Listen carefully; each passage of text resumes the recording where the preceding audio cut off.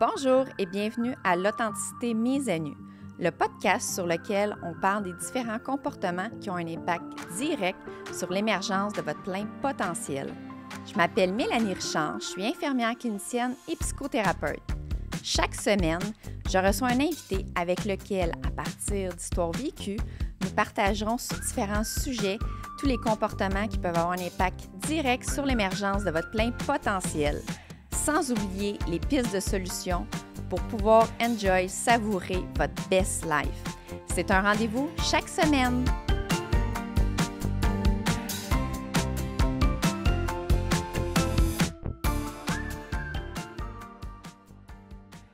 Aujourd'hui, j'ai l'honneur de recevoir Myrna Aboud, une femme extraordinaire, magnifique, IPSS en santé mentale, qui a un parcours tellement extraordinaire auquel je crois que c'est important de partager son histoire.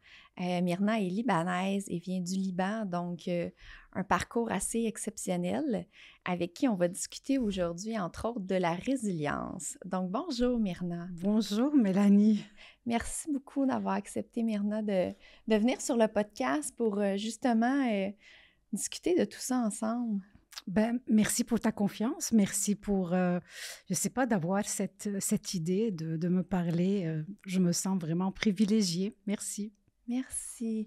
Puis, tu sais, Myrna, je pense qu'on pourrait commencer déjà de où tu pars, dans le sens que avant de venir ici au Canada, parce que tu étais au Liban, puis je trouve tellement que ton parcours, autant personnel que professionnel, a eu certains... je dirais embûches, mais mettons que tu as été très persévérante. À la base, avant que tu viennes ici, du Liban, tu es infirmière en santé mentale, tu étais une infirmière clinicienne. Je dis t'étais parce que je pense que ça vaut la peine qu'on explique cette partie-là de, au niveau professionnel, ta pratique au Liban et après quand tu es venu ici, puisque tu faisais de la clinique, tu travaillais avec un psychiatre, tu enseignais aussi, donc, et spécialisé en santé mentale, je l'ai dit, mais je le redis parce que c'est super important, cette spécialité-là. Et quand tu es arrivée ici, tu as commencé à travailler comme serveuse. Quand tu m'avais dit ça, ça m'a vraiment marqué parce que nous, on s'est connus à l'enseignement à l'université. Effectivement. Oui. Donc, avant qu'on commence, on pourrait commencer par ça avant que tu t'en viennes du Liban. Qu'est-ce que tu faisais un peu plus précisément quand tu étais là-bas en tant qu'infirmière? Tu sais, j'ai jamais été comme dans un rôle classique d'infirmière. J'ai rien fait de classique, il faut dire. J'étais tu sais, je pense qu'on appelle aux États-Unis un peu physician assistant, tu vois, c'est-à-dire, c'était un rôle avant-gardiste, il n'y en avait pas. J'ai été choisie dans ma cohorte parce que j'adorais la santé mentale. C'était un peu expérimental cette affaire, puis ça a eu tellement de succès. Donc, c'était une expérience extraordinaire, très enrichissante, côté clinique, côté connaissance, mais c'était très, très, très éprouvant côté personnel, côté la femme que j'étais. Donc, à un moment donné, je m'étais rendu compte que ce n'était pas un environnement sain. Et là, j'ai quitté. Donc là, j'avais travaillé 5 ans. C'était très, très constructeur, donc côté, comme je te dis, tête, mais côté émotion, c'était dans mon expertise. Ton expertise, parce que moi, c'est ce que je trouve extraordinaire quand j'ai commencé à te côtoyer, c'est ton expertise en santé mentale, ton expertise, ton ouverture, le jugement clinique que tu as, moi, je trouve extraordinaire. Ça, vraiment, je le dois à cette formation-là dans laquelle j'étais tout le temps, tu sais, questionnée pour justifier un tout petit peu pourquoi mon impression, qu'est-ce qui fait que c'est ça, c'est pas ça. Donc, pour ça c'était... Côté professionnel, ça a été très riche. Exactement, très, très riche. Mais c'est côté personnel, c'était plus difficile. Oui, c'était très difficile. L'ambiance était très performante. C'était pas ça. À un moment donné, j'étais comme, bon, d'accord, j'ai fait mes preuves, puis là, bon, je passe au suivant. Et après ça, là, j'ai découvert que finalement, il n'y avait pas beaucoup d'opportunités d'ouverture pour une infirmière en santé mentale, en psychiatrie au Liban. Je ne voulais pas la gestion, je voulais vraiment un rôle clinique, ce qui était très limité. Alors là, j'ai commencé mes cours en psychologie et j'ai donc commencé de zéro. Et là, je travaillais environ 40-50 heures semaine, plus des études à temps plein, je te dis que c'était beaucoup. C'est c'était très beaucoup. exigeant.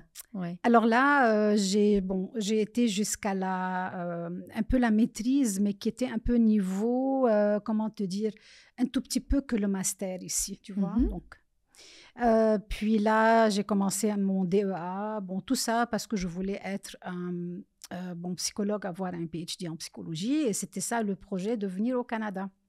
Donc, j'ai Ah. appliqué comme infirmière parce qu'on avait besoin d'infirmières, mais moi, Oui, on a besoin d'infirmières. en attendant, j'avais fait de l'enseignement aussi, tu vois. Donc, j'étais, comme je te dis, je n'étais pas dans mon rôle classique. Et bang, là, c'est la nouvelle vie. Donc là, tu es envenu ici au Canada, mais là, quand tu t'es envenu, en fait, à Montréal, hein, Oui. que tu t'es envenu du Liban à Montréal. Mais déjà ça, Myrna, je trouve ça... puis là, j'y vais plus sur la vie personnelle, dans le sens que il n'y a pas juste le clash au niveau de la profession, que tu n'avais pas Ouais. été reconnue, de ce que j'ai compris, mais au niveau personnel, de s'en venir d'ici, une autre culture, un autre pays, s'en venir toute seule, Ouais. je trouve ça impressionnant et extraordinaire. Ça ne devait pas être évident, là. Ça devait être déstabilisant à ce moment-là. Tu sais, j'avais fait beaucoup d'ambivalence, d'hésitation. Bon, je savais qu'à un moment donné, il fallait que je quitte, sinon j'allais perdre mon visa. Donc, il fallait que je quitte à un moment donné. Donc, je ne te dis pas que c'était unidirectionnel. Puis là, non, il y avait aussi beaucoup d'hésitation. Mais finalement, quand j'arrive, je n'avais pas beaucoup de famille, hein, on s'entend. Donc, j'ai été logée chez mon cousin, que je connaissais un peu. Et là, parce que moi, je suis venue dans un projet de doctorat en psychologie, donc je n'étais pas venue dans un projet d'infirmière. OK, donc tes études en psychologie, le but, c'était de le faire ici. C'était pour ça que tu t'en venais ici. Exactement, de continuer. Donc, puis c'était là où c'était très, très éprouvant parce que, je voulais pas... Moi, mon diplôme d'infirmière était dans le tiroir. OK? Je tenais un peu à ça parce que ma maman voulait être infirmière, mais mon grand-père voulait qu'elle soit enseignante, donc elle a fini par être enseignante. Donc, pour moi, ça tenait à cœur, mais je n'étais pas certaine que c'était ça la voie que je voulais. Il n'y avait pas d'IPS en santé mentale, donc on était loin de là, tu vois. Même ici, là, il n'y avait pas ça, les IPS en santé mentale encore. Exact. Il y a plusieurs années, c'est nouveau. Exact. Et donc là, tu sais, toute la reconnaissance auprès de l'ordre des psychologues, je voulais commencer à travailler comme psychologue clinicienne. Donc, et c'était pas reconnu. Tout ce que tu avais fait au Liban? Non, c'était reconnu. Il y avait dans le fond des équivalences à faire. OK, mais tu ne pouvais pas continuer ta pratique rendue ici. Il fallait qu'il y ait des équivalences à faire aux études. Effectivement. C'est pour ça que tu avais commencé serveuse. Oui. Ça, je trouve ça incroyable à chaque fois. À chaque fois. Je te dis que peut-être que j'avais manqué un peu, tu sais, je m'étais dit, je vais travailler n'importe quoi, mais c'était probablement pas la meilleure voie. Mais je dis ça la manière que je dis ça, c'est pas que... puis je dénigre pas être serveuse ou infirmière, pas du tout. Puis d'ailleurs, j'ai déjà été serveuse pendant mes études, mais c'est pas ça, c'est plus le fait d'avoir eu des études, d'avoir une expertise clinique, que ça soit pas reconnu, qu'ici, il nous manque tellement de gens dans les hôpitaux. En fait, au contraire, là, je trouve que c'était des connaissances, de l'expertise un peu perdues à ce moment-là, qui auraient pu être utilisées. Donc, c'est plus dans ce sens-là que je Effectivement, le dis. parce que j'ai reculé. Dans le fond, j'ai été au cégep, à un cégep, je ne vais pas nommer, pour faire cette mise à niveau. OK, la mise à niveau était au niveau cégep? Oh, effectivement, wow. Et c'était pas une expérience tout le temps suite et agréable parce que même, les profs, là je vais avoir l'air prétentieuse, mais c'est vraiment pas ça. Bien que, c'était très, très loin, toutes les connaissances un peu en physiopathologie et tout, mais pour moi, il y avait des aberrations dans l'enseignement, dans le contenu, mais il fallait se taire. Donc, puis là, j'ai très, très bien réussi ça.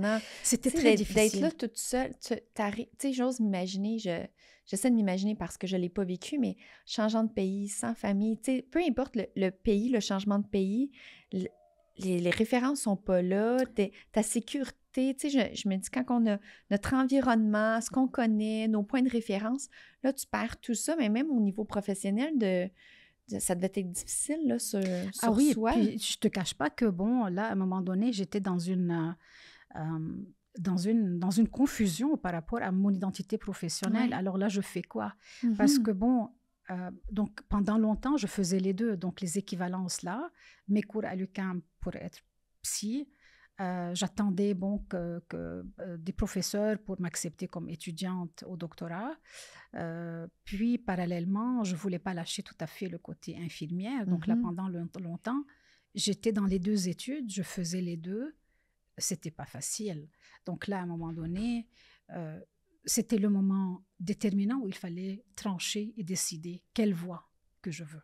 Et comment t'as fait ça? Comment t'as fait pour te retrouver, dans le fond, pour choisir quelle voie tu voudrais prendre? Parce que tu disais que Ouais. infirmière, ben, c'est un petit peu du côté de ta mère, mais toi, là, pour prendre la décision de quelle voie tu prends, comment t'es arrivée à ça? Oui, là, j'avais, Là, je vois ton sourire. là, Bonne j'avais, question, mais pas réponse là, facile. j'avais plus d'argent, hein, parce Oui. que bon, là, j'attendais aussi que un professeur m'a dit bon, je peux te prendre, mais dans 1 an et demi ou 2 ans, tu vois, comme doctorante à l'UQAM. 1 an et demi, 2 ans, pour moi, c'était long. Parallèlement, faire les équivalences pour être psychologue, parce que là, je faisais partie de euh, ces psys, dans le fond, qu'on a fait des études en psy. Avec la maîtrise, on pouvait être psy, travailler comme Ça, c'est psychothérapeute. avant, je m'excuse de t'arrêter, c'est avant que le doctorat soit obligatoire pour être Exactement, psychologue, si je comprends bien. exactement. Parce qu'auparavant, c'était pas Parce obligatoire. que j'étais Oui. graduée avant, je ne sais plus telle année.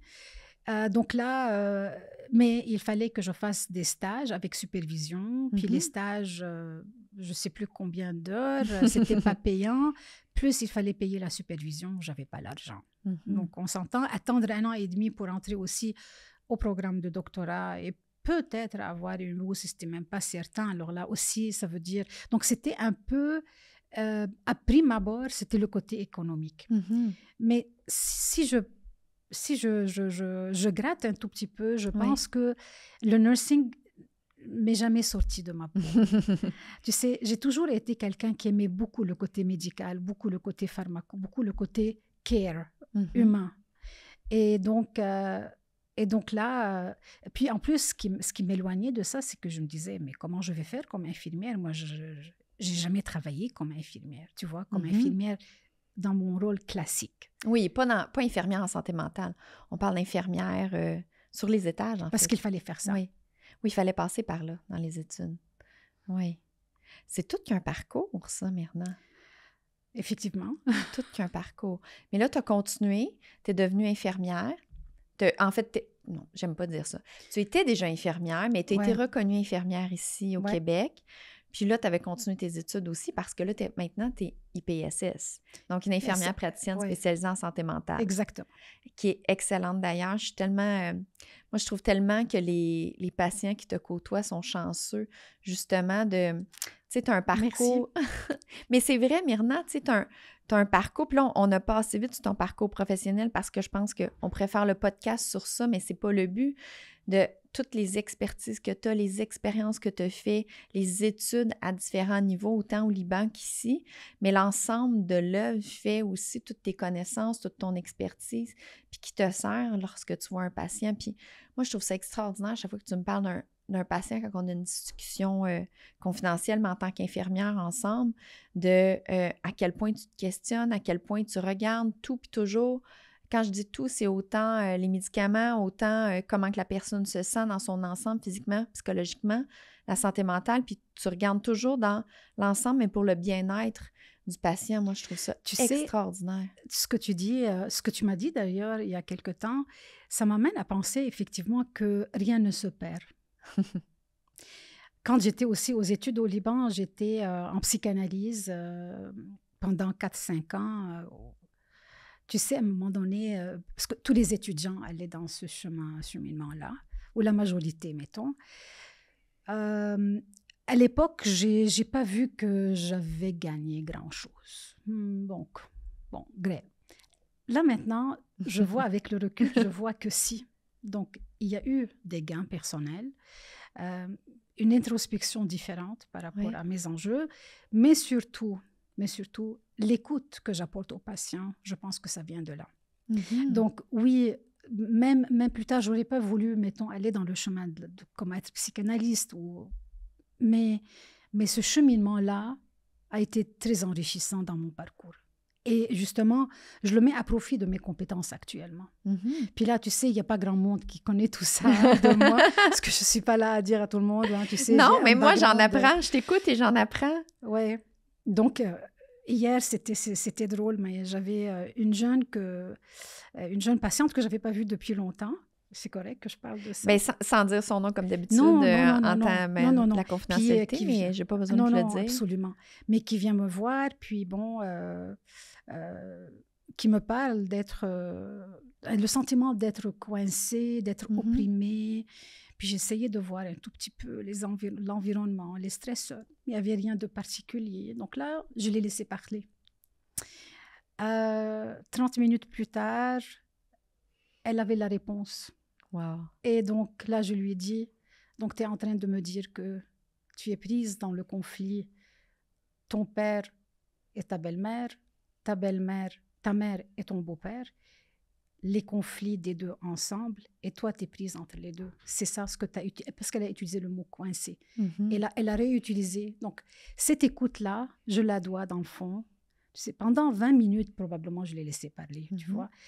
Et là, je lui dis, écoute, tu as la réponse. Ça a pu remonter. Cette capacité-là que tu avais développée dans tes études d'écoute a permis, avec cette patiente-là, dans le fond, c'est l'inconscient qui est remonté puis qui trouve ses propres solutions. C'est merveilleux parce que là, c'est encore bien plus puissant. Là, on le sait quand que nous-mêmes, on fait nos prises de conscience et que nous-mêmes, on trouve nos propres solutions. C'est extraordinaire. C'est un beau partage. Là, je dis de ça parce que ça vient d'arriver hier. C'était ma dernière patiente. Donc, c'est pour ça. Mais c'est tellement plus puissant quand les gens trouvent par eux-mêmes. C'est aussi de reprendre le propre pouvoir de sa vie et de ce qu'on vit. Je trouve tellement que ça n'a pas de prix. Puis on est débordé dans le système de santé. Je n'ai pas besoin de le dire. Tout le monde le sait. Autant ceux qui travaillent dans le système de la santé que les patients, vous le savez. Mais tu sais, de prendre le temps, ça a tellement un impact différent. Puis tu fais toujours ça, prendre le temps. Ça fait tellement de différence, Myrna.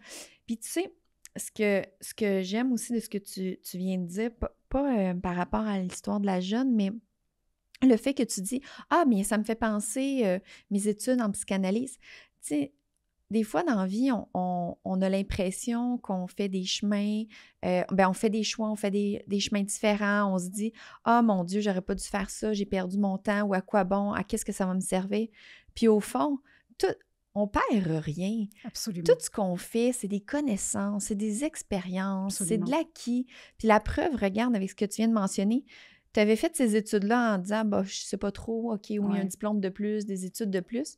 Puis au final, ça forge la personne que tu es, ça joue dans ton expertise, puis clairement, ça a un impact aujourd'hui. Fait donc, il n'y a vraiment rien qu'on fait pour rien. Même si on le voit pas, ça me fait dire, même si on le voit pas sur le coup lorsque ça arrive, mais parfois, c'est plus tard qu'on réalise D'où l'impact. le temps, hein? D'où l'importance du temps. Et à l'époque, j'avais une prof qui disait tout le temps, avec son accent français, il faut donner au temps son temps. Puis moi, je ne comprenais pas parce que j'ai toujours été impatiente. J'en ai pas de temps, faut accélérer, go!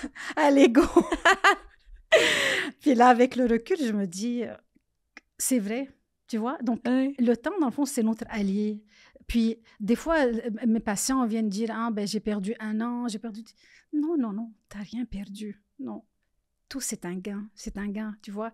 Pendant ce temps-là, tu perds quand tu arrêtes d'essayer. Tu perds quand tu arrêtes de tenter des choses. Mais sinon, on ne perd pas. C'est vraiment beau. C'est comment qu'elle a dit? Le temps, quoi? Qu'est-ce qu'elle a dit? Il faut donner au temps son temps. Il faut donner au temps son temps. Ça, c'est une professeure au Liban? Elle était, psychanalyste française, mais qui enseignait à l'université. Il faut donner au temps son temps. Ouais. Je trouve ça tellement intéressant. Puis, je suis comme toi, là, tu sais, surtout dans l'apprentissage, on est avide de connaissances. Là. Nous, on est toujours en train de lire, on aime ça apprendre, on se nourrit de tout ça, on adore l'être humain. Puis je veux toujours aussi aller plus vite, mais c'est vrai qu'il faut prendre le temps et donner le temps. Comme je dis toujours aussi à mes clients, tu sais, respecter le rythme, donner le temps aux choses C'est tellement... on l'oublie parfois, hein? Ouais. Surtout dans cette ère où tout va très vite. Ouais. Tout va super vite. On brûle les étapes. Non, c'est ça. Donc, je te dis pas, j'ai jamais été amie avec le temps. Okay? C'est pas mon ami, mais c'est bon. Pas mon ami, mais là, ça devient mon allié de plus en plus parce que J'aime ça. avec l'âge, on se rend compte que c'est vraiment notre allié. Oui. Ouais, c'est une belle réalisation, ce que tu partages, Myrna. Je ne m'attendais pas à ce qu'on parle de ça aujourd'hui. Tu vois, on voulait aborder, entre autres, la résilience, le changement de pays, tout la déstabilisation, les changements de valeur, le clash professionnel. Puis là, on est rendu sur le temps, mais je trouve tellement que c'est important. Tout le monde court après le temps, puis c'est un peu ce qui peut aussi rendre les gens malades, de se perdre à travers le temps, de courir après les il faut que, les tâches, les responsabilités. Fait que je trouve ça vraiment intéressant qu'on parle de ça. Merci à cette professeure française psychanalyse. Tu vois, il n'y a rien pour rien. Ça a glissé, tu vois. Donc, c'était important de souligner ça parce qu'à travers tout ça, tu vois, ce que j'ai fait, comme maintenant IPS en santé mentale, ça se fait en 7 ans de parcours. Moi, ça m'a pris 14 ans. Wow. Même 15 ans pour y arriver. Mais le temps, ça vaut-tu la peine de parler du temps, Myrna? 14 ans. 14 ans. À travers tout ce que j'ai fait, dans le fond, mes frères, et puis bon, salut, je les salue, qui me disaient, j'en ai un qui me disait, Myrna, sœur, je ne comprends pas comment tu fais. J'ai l'impression que tu étudies tout le temps. Tu es tout le temps à l'université. Toujours dans les livres. Tu aurais maintenant pu être, mettons, chirurgien cardiaque, neurochirurgien, puis tu étudies tout le temps, puis c'est ça. En même temps, c'est ton parcours. C'est le chemin que tu as fait. Puis, wow! Et il y a quelque chose aussi que, lorsque je t'ai demandé pour venir au podcast, on venait d'aller souper ensemble peut-être une semaine avant, et ce qui m'avait marqué, c'est que c'était pas la première fois, mais ce que je trouvais qui était nouveau, c'est que tu me disais à quel point tu es bien puis heureuse dans ta profession maintenant au niveau professionnel. Tu sais, depuis que tu es IPSS, ton poste, toute la charge que tu as, toute la liberté que tu as d'utiliser justement tout ton jugement clinique, ton expertise, à quel point tu es bien. Puis c'est ça que je trouvais beau aussi, de où est-ce que tu es parti à être rendu là, d'être bien. Puis ce que je vois à travers ça, c'est que tu t'es pas lâché toi-même dans tout ça, peu importe les épreuves. Tu vois... Où ça t'est arrivé. Absolument. Oui? Ah oui, j'étais pas la superwoman tout le temps. Hein. On a des moments, on est humain, et on a des moments, j'avais des moments de découragement et puis de perte de focus, et je me sentais un peu désorientée, déboussolée, qui suis-je? Où est-ce que je veux m'en aller? Où est-ce que je veux aller? Dans quelle direction? Donc, c'était pas évident.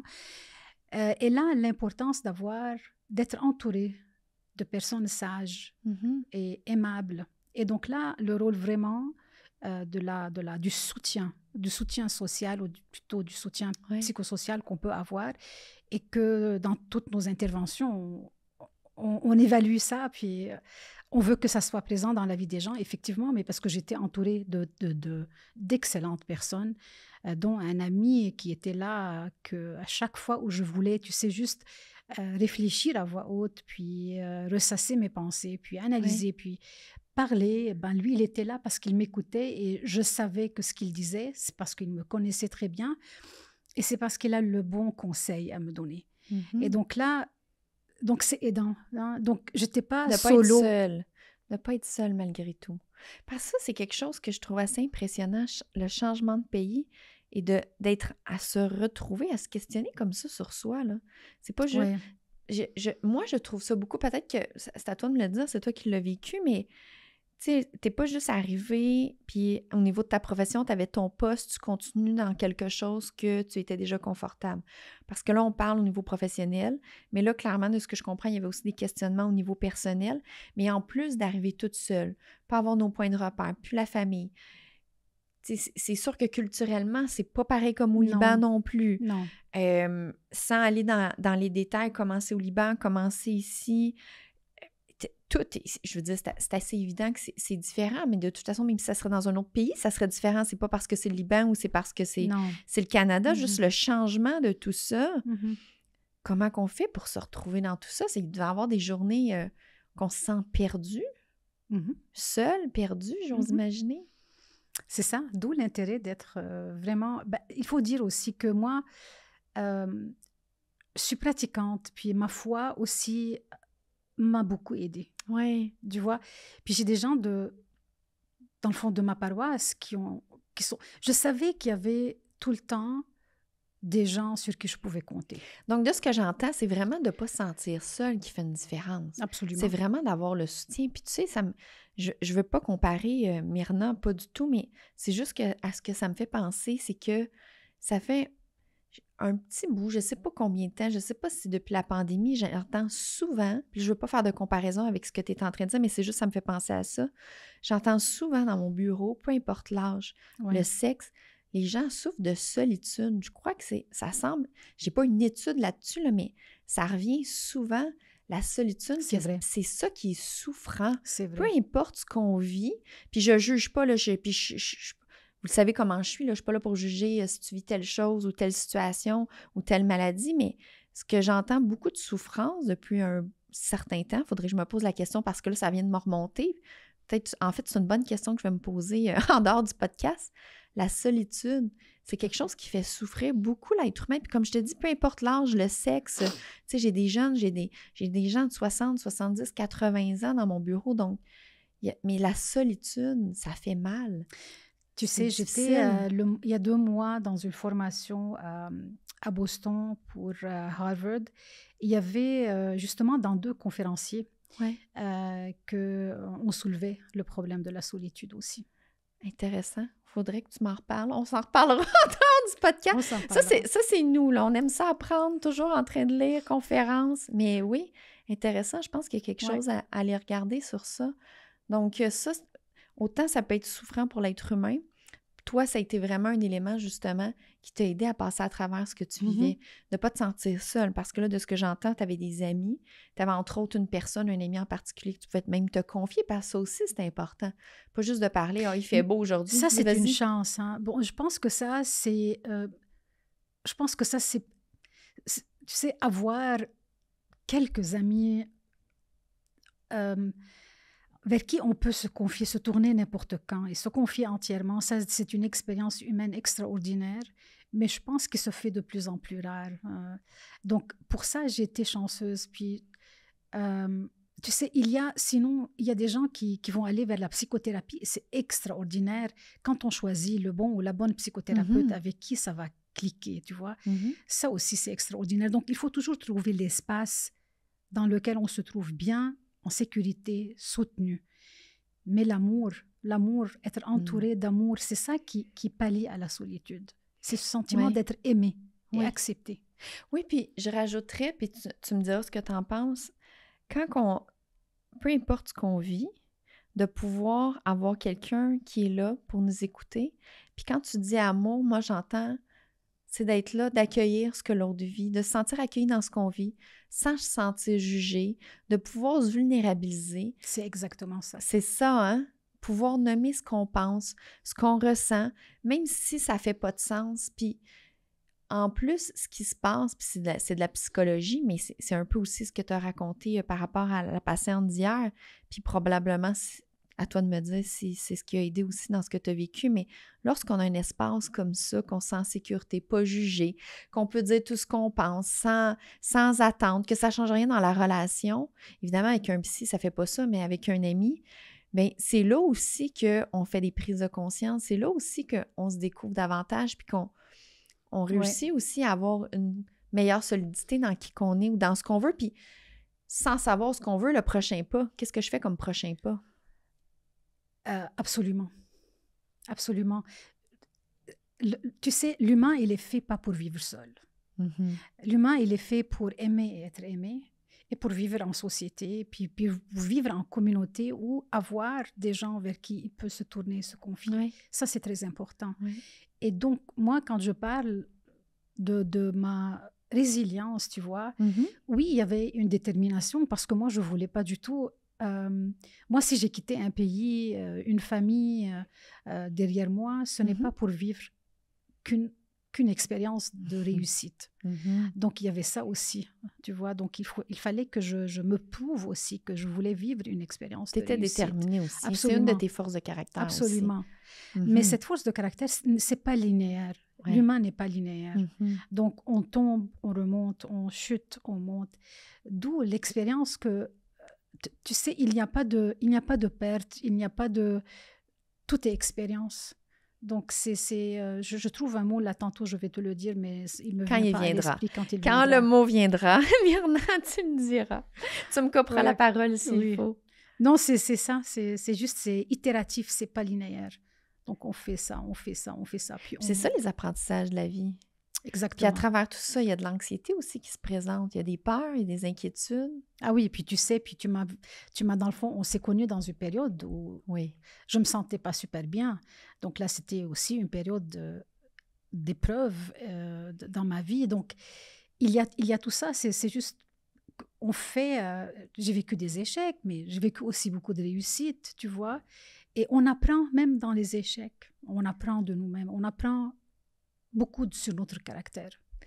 Puis si je peux me permettre, Myrna, quand tu dis, quand on s'est connus, il y a une période que tu allais pas bien, mais sans nommer dans les détails rien, mais tu avais vécu quelque chose au niveau de la santé physique. Ouais. Donc, c'était quelque chose. Puis nous, c'est comme ça qu'on s'est connus Oui, pendant l'enseignement à l'université. effectivement. Oui, j'ai eu la chance de te rencontrer à ce Pareillement. moment-là. Ouais. Et c'est là que, par la suite, notre amitié a grandi. Mais ça a été une période pas du tout facile, là, à ce moment-là, là, lorsque la maladie se pointe aussi, là. Absolument. Et je me rappelle, il y avait beaucoup d'anxiété aussi. Ah, j'étais très anxieuse, Ouais. effectivement. Donc, ça aussi, c'est un message, c'est que, tu sais, je ne veux pas que les gens pensent que, bon, tu sais, quand on arrive à notre destination, que, bon, c'est linéaire, c'est facile. Pas toujours. Mhm. L'important, c'est d'arriver Mhm. et de grandir à travers tout ça. Donc, c'est ça la résilience aussi. Oui, puis tu as vraiment une grande capacité de résilience parce que là, on a passé Ouais. quand même rapidement. Puis le but, c'est pas d'aller dans les détails de ce que tu as vécu, comment tu l'as vécu, mais tu as vécu clairement beaucoup Mais d'épreuves. tu sais, c'est aussi parce que ma génération a vécu la guerre. Mhm. Ma génération, moi j'étais chanceuse que j'ai grandi dans un village extraordinaire, mais les dommages collatéraux de la guerre étaient là pareil. Donc, bon gré, mal gré, il fallait que mes parents continuent à se battre pour nous nourrir, pour nous enseigner, tu sais, donc je pense que les gens de ma génération aussi sont aussi comme ça. Mhm. Tu vois, sans vouloir me donner tout le crédit, ça vient vraiment d'une enfance dans laquelle il fallait se battre. Puis il ne fallait pas se laisser se battre et battre. continuer à vivre. Ouais. Survivre. La survie, qui Ouais. devient à un moment donné la vie. Donc, ce n'est pas, on n'a pas grandi dans la ouate, comme on dit ici. Oui. Ouais. Donc, tout jeune, ça a été difficile. On a commencé le podcast avec ton parcours professionnel, mais ça a commencé tout jeune. Ça avait déjà des impacts au niveau familial quand tu étais tout petite, là, la Absolument. capacité de résilience. Absolument. Oui. Absolument. Puis, comme je te dis, les Libanais, puis de ma génération surtout, puis la génération un peu plus vieille qui ont vécu la guerre, nous, on est la génération de la guerre. Moi, Ouais. je suis née, puis 1 an et demi, la guerre a éclaté, tu vois. Donc, Tu étais toute petite. j'étais toute petite. Donc, Tout petit, tu déjà dans une atmosphère d'environnement de survie. Exactement. Mm-hmm. Exactement. Donc, probablement que ça vient de là, tu vois. Puis, les immigrants, quand ils quittent un pays, c'est pour vivre aussi une réussite. Donc, le déterminisme, la détermination, elle est là. Ouais. Donc, vouloir vivre. Oui. Vouloir vivre. Et c'est ce que je trouvais beau la dernière fois qu'on s'était vu, que tu me disais comment tu étais bien, comment tu étais satisfaite. Ah oui, absolument. Absolument. Je n'ai jamais, toujours dans ma carrière, j'ai eu des moments de beaucoup de satisfaction et tout, mais il y avait toujours... Non, je ne suis pas arrivée à destination. Mm-hmm. Non, il y a encore. Non, ce n'est pas la place parfaite encore pour moi. Mm-hmm. Mais encore. Mm-hmm. Là, c'est la première fois où je me dis, je suis bien. Oui. Je suis bien. D'avoir continué à ne pas te lâcher malgré les épreuves, autant professionnelles, personnelles, santé, à tous les niveaux, Ouais. tu as toujours persévéré. Puis tantôt, on parlait au niveau de pour la résilience, entre autres. Donc, la résilience, c'est une capacité de s'adapter aux situations. Il y a autonomie de s'entourer, de ne pas être seul, d'avoir des gens à qui on peut parler. Oui. Tu as parlé aussi de la foi, donc c'est sûr que d'avoir des gens aussi, les croyances aussi, ça Oui. nous aide à avancer. Puis au niveau de la résilience, justement, c'est sûr, ça semble pas, je peux pas dire inné, mais c'est quelque chose qui est en toi depuis que tu es toute jeune, de faut vivre, faut avancer. Mais mettons qu'on voudrait donner à quelqu'un qui écoute un conseil de comment ça s'augmente, ça, sa capacité de résilience, comment qu'on fait ça, comment qu'on fait ça avoir de la résilience dans quelque chose. Mettons, je vis une situation difficile, qu'est-ce que je fais avec ça? As-tu une idée de qu'est-ce qu'on pourrait partager? Peut-être que c'est difficile pour toi de le nommer, là, vu que c'est comme tu sais, automatique, là. Automatique, c'est que toute expérience n'est pas là pour nous briser, mais pour nous faire grandir. Quand on pense que l'expérience nous brise, elle nous brise. Elle va nous briser. Mais quand on pense que même les épreuves les plus fortes de la vie, quand on pense que ça va être un acquis, c'est juste un gros nuage noir qui va penser « mais que dois-je faire pour passer à travers tout ça ?» C'est là où on passe. On va finir par passer à travers tout ça. Et donc, moi, je dis, on fait ce qu'on doit faire, tu sais, puis on laisse à la vie faire la suite. Ce qu'on n'a pas de pouvoir, on laisse aller. Absolument. Puis on essaie de voir ce qu'on peut aller chercher de positif. On contrôle ce qu'on peut contrôler, on fait ce qu'on doit faire. Un point, c'est tout. Et tu l'as dit, je crois, plusieurs fois que il y a tout le temps quelque chose de positif. On grandit. Qu'on voit pas au moment. Oui, un apprentissage. Tu l'as dit de différentes façons à travers nos discussions, mais quand il arrive une situation, il y a un apprentissage qu'on peut faire. Il y a quelque chose qu'on peut découvrir. On grandit de ça. Oui. Ça fait partie de notre chemin aussi, tu l'as nommé tantôt, notre parcours de vie. Mais tu sais, je suis consciente du fait que quand on est là-dedans, et Dieu sait combien je suis passée par des épreuves, on ne voit pas que ça va être une expérience. Myrna a dit dans le podcast que ça va être je vais grandir de ça. On se dit pas ça. Absolument pas. Non. Pas quand ça l'arrive. Non. Mais toujours garder une idée. Tu sais, quand on travaille sur les cognitions, toujours qu'il y ait une idée que, OK, donner le temps à notre expérience négative, OK, de la vivre, mais toujours avoir en tête que ça va passer. Ça va passer. Un peu comme je dis, un cadeau mal emballé de la vie. Il y a quelque chose qui se passe. Présentement, c'est pas le fun. Je vis toutes sortes d'émotions, peu importe ce que c'est la situation. Ça peut être de la colère, de la tristesse, de la rage, l'injustice, de ne pas comprendre ce qui se passe, peu importe les émotions négatives qui nous fait vivre. Mais par la suite, on va avoir quelque chose qui va nous faire grandir de ça. On va comprendre après. Oui, c'est sûr. Quand on est dedans, c'est les émotions. Oui. D'où l'importance aussi d'être entouré. Ça doit aider dans ces moments-là. Absolument. C'est inévitable, ne pas faire les choses solo. Ouais. Tu as vraiment une grande capacité de résilience, Myrna. C'est incroyable. tu nous parles de tout ça avec un grand calme, je le sens que tu es en paix avec tout ça. Puis je le sais qu'il y a beaucoup d'histoires en dessous et qu'on fait juste survoler un peu. On fait juste nommer des choses sans aller dans les détails et sans tout nommer. Mais je te sens tellement en paix malgré tout ce que tu as vécu aujourd'hui à travers ça. Tu sais, on peut... Le vrai bonheur, tu sais, quand on accouche, l'accouchement, il vient dans le labeur et c'est pas évident un accouchement. Mais quand on accouche, c'est la joie, c'est l'extase, quand tu vois ton enfant, ton bébé. Et c'est la même chose. Donc, il n'y a rien qui vient facilement. Parce que si on est dans une ère où tout est facile, ça ne bâtit pas les fondations d'une vraie confiance en soi ou d'une vraie paix. Donc, la vraie paix, ça vient quand on passe victorieux à travers les épreuves de la vie. Mais on va se casser quelque part, mais on va arriver finalement. Il faut juste croire qu'on y arrivera. Ne pas perdre cette confiance en soi. Mais tu sais, ça peut se perdre, mais plutôt penser toujours qu'il y a la lumière, qu'il va y avoir certainement la lumière. Le phare est quelque part.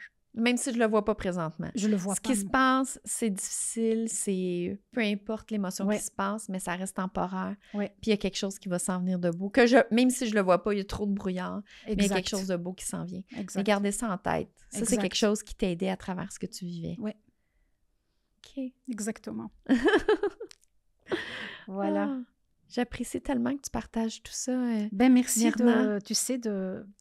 de croire que ce que j'ai vécu, ça peut probablement faire profiter les gens ou ça, je sais pas. Ben, je suis Moi, certaine. j'y ai pas pensé, puis toi, tu as mis le doigt dessus. Je suis certaine, Myrna, parce que ça soit quelqu'un qui change de pays, juste l'immigration, c'est... Ah, ouais. Moi, je peux pas savoir, je le sais pas, je l'ai pas vécu, mais comme je dis, j'ose imaginer, c'est juste d'imagination avec ce que j'entends, mais ça doit être tellement pas évident.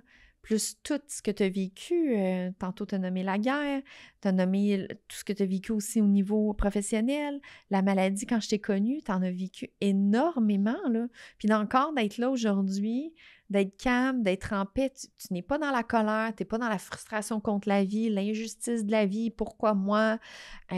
Au contraire, tu es en paix, tu es bien, tu te sens bien. Tu sais, je disais, la dernière fois, tu me parlais au niveau professionnel, c'est parce qu'on a mis l'emphase sur au niveau professionnel, les embûches que tu as eues et que tu as dû recommencer, les reconnaissances ici quand tu t'es envenu, mais il n'y a pas juste au niveau professionnel, là.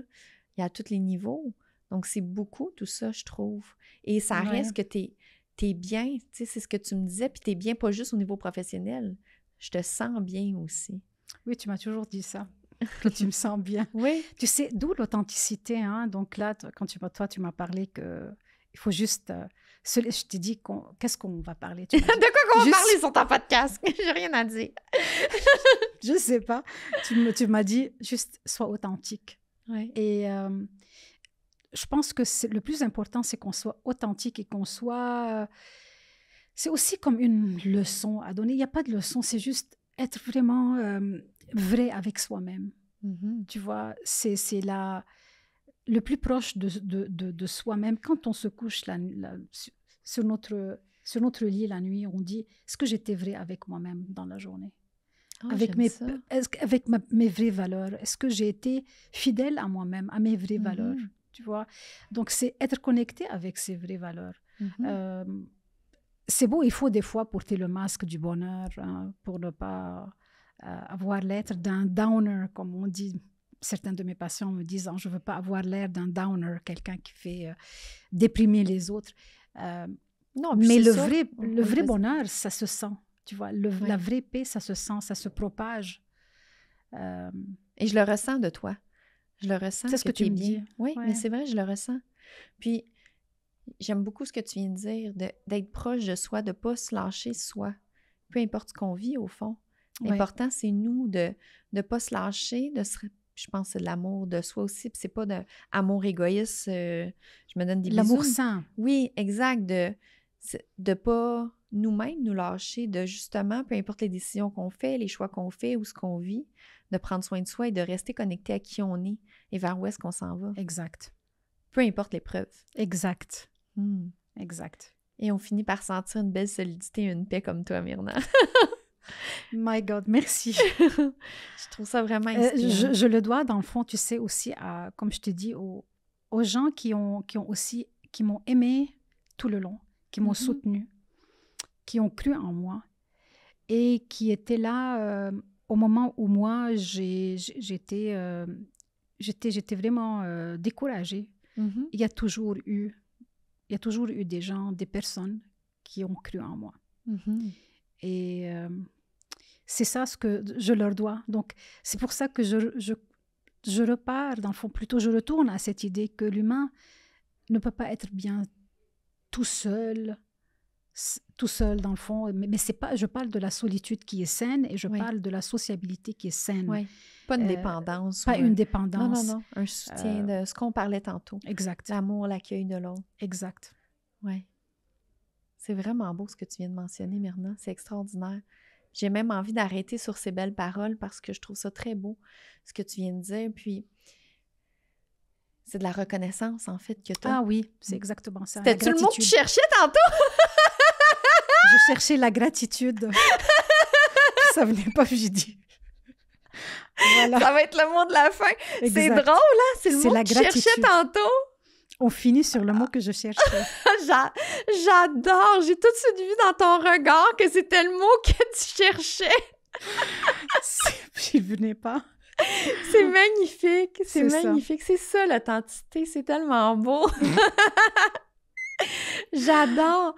Puis, c'est ça que j'allais dire, c'est que avec ce que tu viens de dire, c'est de la gratitude, c'est de la reconnaissance que j'entends Ouais. dans ce que tu dis.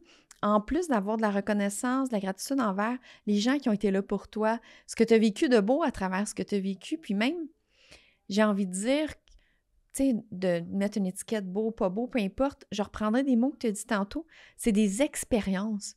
Tout ce que tu as vécu, c'est des expériences. J'ai envie de rajouter quelque chose aussi. Vas-y. De dire, il faut se pardonner. Oui. Vraiment. Il faut accepter que se pardonner les erreurs qu'on fait. Pardonner et se faire pardonner et se pardonner. Donc, c'est très important qu'on soit, des fois, oui, on est persévérant, mais il faut apprendre à être clément avec soi-même. Oui. Puis, je ferais juste une petite spécification parce que des fois, j'entends, mais comment je fais ça, me pardonner?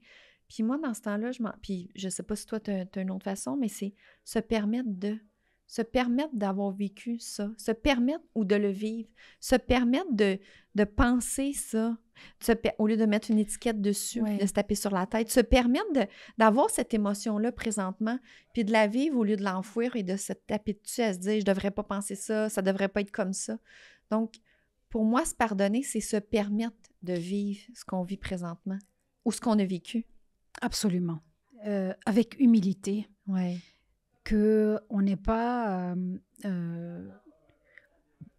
sais, notre grandeur vient de notre humilité. Donc, on grandit en tombant. On remonte en voyant nos erreurs, en apprenant de nos erreurs. Donc, d'où il y a la gratitude, il y a le pardon, il y a l'humilité dans tout ce qu'on fait. Et c'est ça qui va faire qu'on va continuer, tu vois. Donc, cette humilité qui nous apprend, c'est pas l'humiliation, c'est l'humilité qui nous apprend beaucoup sur nous-mêmes. Et c'est ça aussi se pardonner. Oui, c'est vraiment beau. Je suis vraiment heureuse que tu sois venue partager tout ça, Myrna. On va vraiment arrêter sur ça. C'est trop extraordinaire tout ce qui s'est dit à la fin. Et je trouve ça aussi cocasse qu'on ait terminé en trouvant ton mot gratitude. Je trouve ça incroyable. Je le savais que tu le cherchais. ça finit merveilleusement bien à tous les niveaux et je suis vraiment contente et sincèrement honorée que tu sois venue partager tout ça, Myrna, parce que je sais que c'est beaucoup, c'est de se vulnérabiliser aussi. Et merci de m'avoir donné l'espace. Donc, on parlait d'espace aussi. Merci. C'est un espace d'authenticité. Merci, puis je suis certaine que ça va inspirer d'autres personnes. Oui, je l'espère aussi. J'en suis certaine. C'est extraordinaire tout ce que tu as partagé et tout ce qui en est ressorti, en fait. On est allé vers des éléments qu'on ne pensait pas. Donc, on va compléter sur le sujet. Puis, j'avais d'autres questions, évidemment, que je voulais te poser, que je demande à toutes les invités. Donc, la première, ta plus grande fierté. L'action, la chose que tu es la plus fière d'avoir accomplie. D'avoir accompli, d'être en paix, d'être bien satisfaite et en paix. Oh. Je n'envie personne. C'est ça la satisfaction, la grande satisfaction que j'ai de moi-même, d'être arrivée à être en paix avec moi-même. Wow! Ouais. Merci. Et un conseil, meilleur conseil qu'on a pu te donner, que tu aimerais partager? Fais ce que tu as à faire et tout va bien aller. Oh! Wow! Ouais. Ça veut dire beaucoup, ça, c'est puissant, ouais. Ouais. Oh! OK. Fais ce que tu as à faire et tout va bien aller. Oui. Wow. Et ton petit bonheur, c'est quoi pour toi un petit bonheur? Ton ou tes petits bonheurs? La belle brise matinale, un peu froide, avec le chant des oiseaux et le son de la nuit en regardant la lune. Wow! La nuit. Ouais. Oui, tu sais, il y a un son dans la nuit, hein, les petits criquets, comment on dit ça, tu sais, qui sont là l'été. Donc, il y a un bruit dans la nuit, dans la forêt ou dans les arbres qu'on entend. Euh, Mon merveilleux moment, quand j'entends tout ça, ça me rappelle mon enfance dans mon village natal à Douma.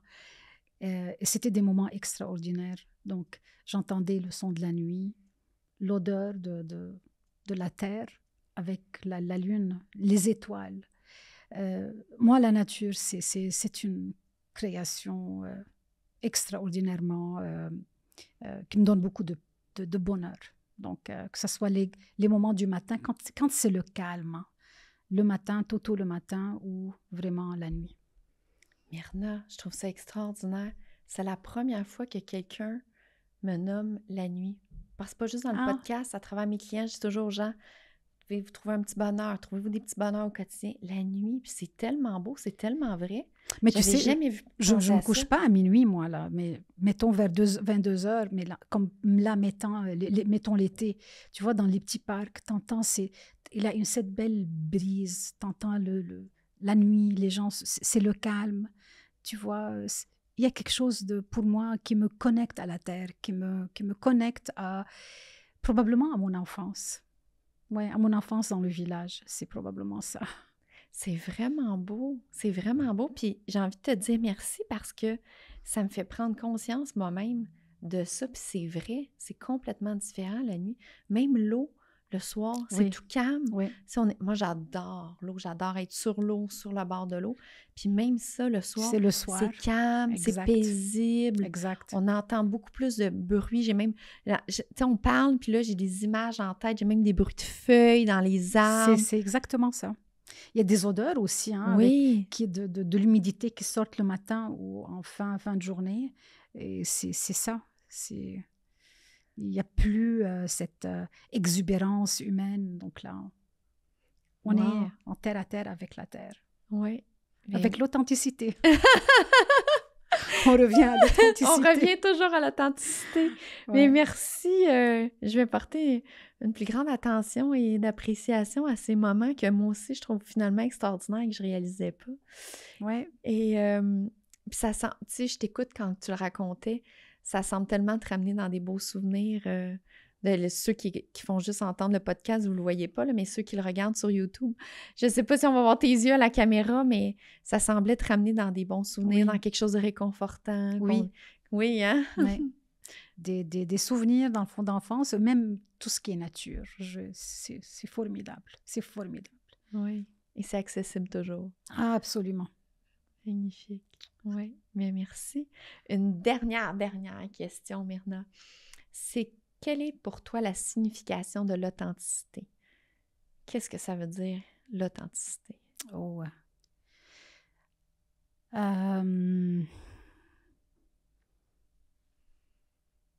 Être vrai avec soi-même, avant tout. Mm-hmm. Oui. Les gens authentiques, c'est les gens qui n'ont pas honte d'eux-mêmes. Il n'y a pas de honte. Mm-hmm. C'est là où il y a du vrai. Et quand il y a du vrai, c'est là où il y a l'humilité. C'est comme ça que je la vois. Et merci beaucoup. Un grand merci pour tout, Myrna. Merci à toi. Ça a passé vite, hein? Oui, ça a passé vite et ce fut vraiment merveilleux. Merci beaucoup, j'apprécie. Merci, Mélanie, à toi de m'avoir invitée dans cet espace d'authenticité, dans le fond. Oui, on peut tout se dire. J'ai même oublié qu'il y a des caméras. Je te l'avais dit, on finirait par oublier. Effectivement. C'est vraiment un moment juste entre nous deux ou un espace-temps d'échange tellement riche. Effectivement. Et sincèrement, ça m'a même apporté beaucoup à moi aussi. Mais je l'ai nommé au fur et à mesure ce que j'ai réalisé. Avec un grand, grand merci, Myrna, de tout mon cœur. J'apprécie. Merci à toi.